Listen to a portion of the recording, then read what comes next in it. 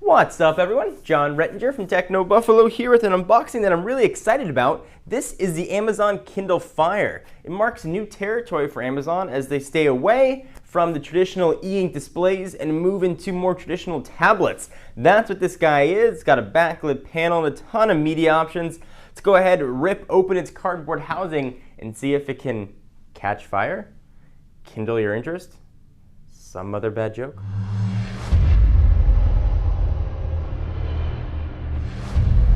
All right, so the Kindle Fire comes in traditional Amazon Kindle boxes, just a little bit bigger. They're that cardboard, very green friendly. Go ahead and pull the tab. The tab has been pulled. Let's go ahead and see what we got. And there is the Amazon Kindle Fire sitting right on top. On the top portion here, looks like we've got some sort of information guide.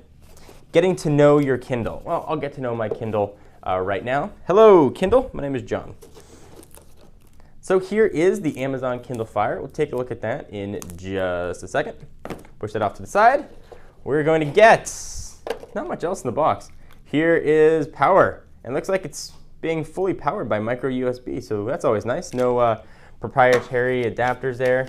And I think that that's pretty much it. Nothing else in the box. Don't even get a cord for syncing. That is it. All right, so throw that off. Here is the Kindle Fire. Let's go ahead and peel off plastic. Let's try to. Bam! Plastic is off. I'll do my emerald. If I can slide this out here. Wow, this does feel incredibly like the BlackBerry Playbook. All right, so I'll push that down. Go ahead and try and power it on. If I can find a power button. It probably lives on the bottom. Ha. And I will run through the specs of this guy, and hopefully it's got enough charge to at least show you something. There we go. You can see the Kindle Fire starts to pop up there. All right, so let me run through what you can expect when you pick up your Kindle Fire, which is, coincidentally enough, available today. So it's going to be priced at $199. So really affordable price point for those that are looking to get into the tablet market. It's running a completely customized version of Android 2.3, but they've sort of forked away, from Amazon, and they're not using some of the native Amazon apps or the native Google apps that you might see on traditional Honeycomb tablets. You're not going to have Android's native app store. Instead, you're going to have the Android App Store, which has somewhere in the realm of 10,000 apps right now. So developers have to code for Amazon's ecosystem and Google. You're not going to get the native Google apps like Gmail in here as well, but allegedly there are third-party support to get your email on here, hopefully. But we'll check that out. From a dimension standpoint, 7.5 inches by 4.7 inches by 0.45 inches. And if you want to know what this thing feels like in the hand and you haven't had a chance to go see one, if you've held a BlackBerry Playbook, they are almost identical. Allegedly, RIM used the reference design for the BlackBerry Playbook. It weighs 14.6 ounces, so it's a very light tablet. On the back, you got sort of that soft touch feel. It says Kindle emblazoned there. No camera present here on this guy as well, as you can obviously see. So we'll go ahead and unlock that again. Slide to unlock this, and we'll go sort of to the home screen. It's got a 7-inch multi-touch display with IPS technology with a resolution of 1024 by 600. And for those of you math folks, that's 169 ppi. Kindles are known for their ridiculously long battery life. This guy is going to give you 8 hours of continuous reading or 7.5 hours of video with the wireless turned off. It's being powered by a 1 gigahertz dual-core chip. It's got 512 megabytes of RAM, only 8 gig of storage, and you're not going to find, no matter how hard you look, a micro SD card slot here. No camera, it's Wi-Fi only, and don't have any sort of 3G-ness in here. It's got Amazon Silk browser, which does some server-side rendering for supposedly faster browsing. And you've got a free month of Amazon Prime in here. So I'm going to go ahead and log in, and I'll take you through the operating system a little bit.